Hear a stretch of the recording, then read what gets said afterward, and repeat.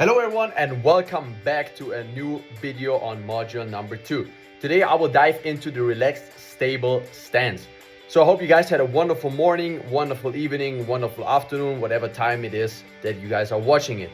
So let's get straight into it. First, we're gonna start with the intro, the relatable start. Most people, when they start skiing, feel unstable, like they're either leaning too far back or about to fall forward. And because of that, they get tense, the legs get stiff and everything feels harder than it should. But the truth is, it's usually not about skill set, it's about how you're standing on your skis. Once your stance feels right, everything else becomes much easier.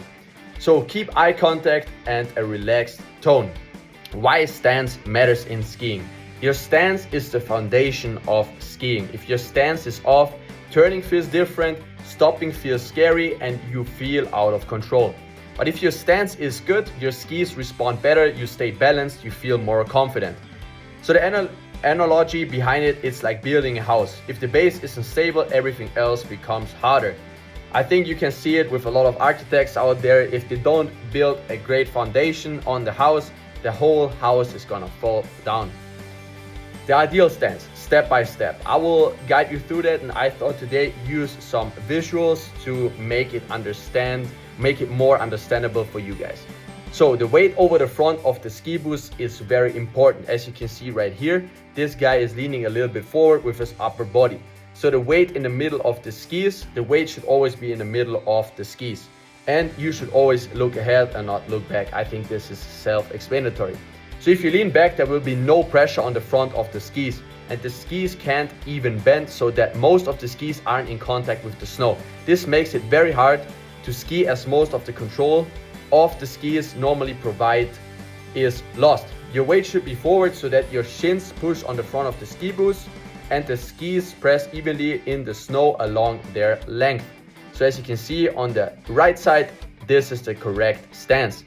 The guy on the left is leaning too much back. So knee over second toe, center seam of boot theory. As you can see right here on the left side, this guy has a perfect stance. This looks incredible with some Fischer skis. And here we have some nice RS4 racing Fischer boots, and a guy that is explaining it perfectly, or this visual is explaining it perfectly. The center of the knee, the tibial plateau, as you can see right here, and the center seam of boot. What you want is your weight centered over your feet, not too far back, not too far forward. A simple way to feel this: stand on your skis, gently move forward and back, find the point where you feel most stable. You have to really dig deep in yourself and find it out for yourself. You should feel pressure in the middle of your foot, not in your heels. Second, we have the soft, flexible legs. Weight over the front of the ski boots. As already explained earlier, this is basically the same visual, but to show it and explain it even more in depth. Your knees should be slightly bent, not locked, because then you can't move, as you can see in this visual right here. Not too low, because then you get tired quickly. So if you're trying to be too low, you're gonna be tired after a full day of skiing, and then you're not gonna last a whole day of skiing. Think of it like this: you're ready to move at any moment. The key cue here is stay loose and ready, not stiff. Then we have the upper body position. I think that's a very funny visual, so I put it in here. That's how most kids are learning it. The ski instructor or the parent is driving backwards and just screaming at him to be careful. The kid always needs to look forward and the arms out front in order to be more with your upper body up front, to bend to the front. And as you can see right here, here's the skis bent and is in a wedge position. So if you don't lean far enough, the effect of the lean you have made will not be very big. You will not turn so far, and it can take a long time for anything to happen. In order for a weight change to have a large effect, you really need to lean over the outside ski to put your weight over it. So in order to turn, you need to put your weight over the outside ski. That's how you initiate the turn. As you can see right here, this guy has a perfect stance. Knees are close together, almost a little bit too close, but that is okay. There you have the gravity is moving forward, so his upper body looks straight down.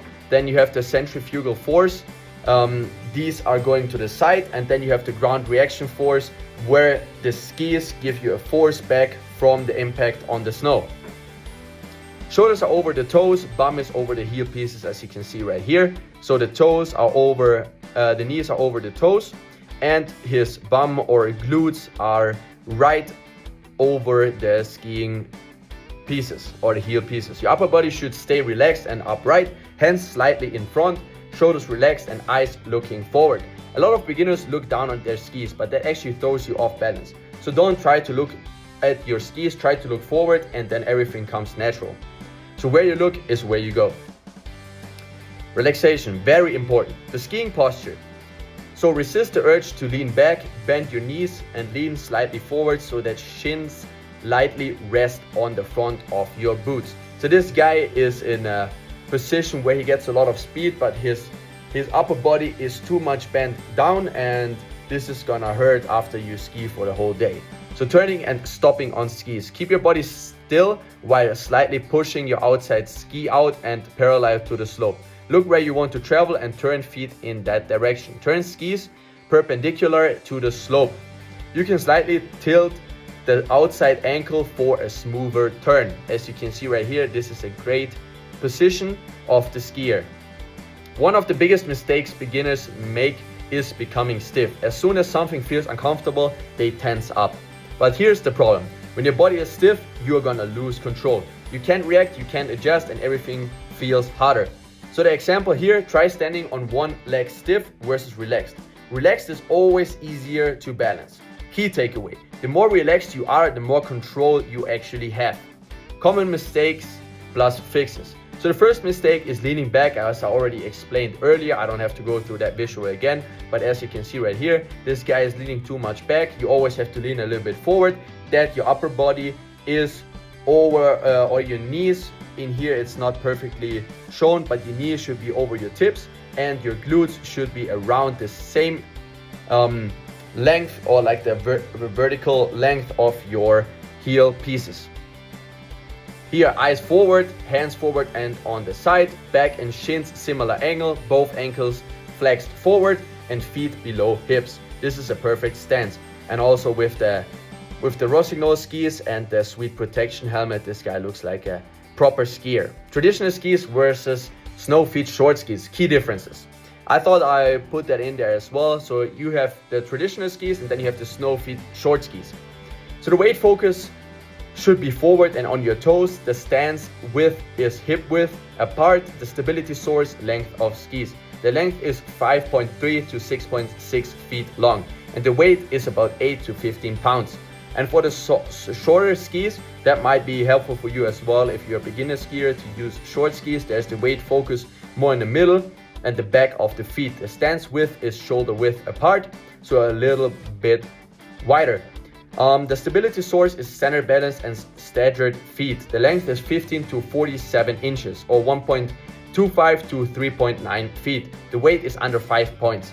And the athletic stance checklist should be legs shoulder width apart, slight bends in ankles, knees and hips, weight centered or slightly back, low center of mass for control. How to handle high speeds on short skis without wobble. The proper stance and balance. Feet shoulder width apart, knees flexed and bent, weight centered over middle back of feet. Posture, stand upright, not leaning forward. Hands hip height visible, core engaged for stability. Then we have the weight distribution. During turns, 70 to 80% weight on outside ski. That's like a good amount of percentages that you should always have. More weight on the outside ski. Then the cruising straight, weight evenly distributed slightly toward middle back of feet. The hockey stop, weight spread evenly over both skis. That's how you come to a stop. So it's like really a hockey stop where you push both skis into the snow and then you make the stop.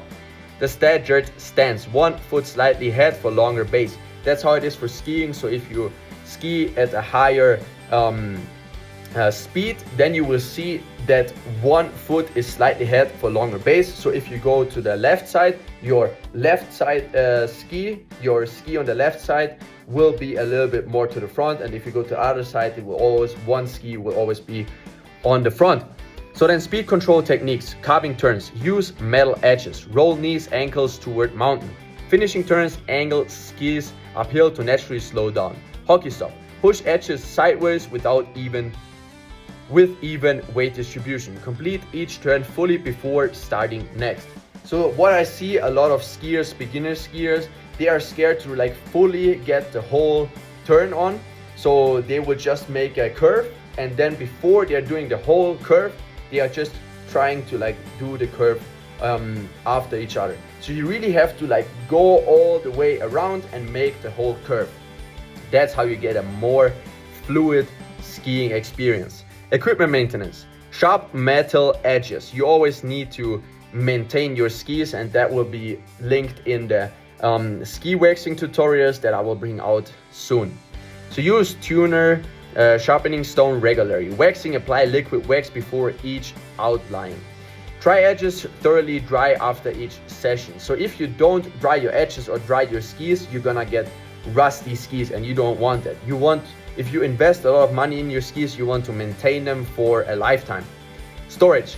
Light coat of oil on edges. You can do that, but that is not completely necessary. The only thing, after you finished your skiing season, you should put wax on it and leave them in the basement in a cool area, and leave the wax on until you start skiing again, and then prepare the skis before you go skiing. So this is the most common mistake. People lean back because they feel safer, but it actually makes you less stable.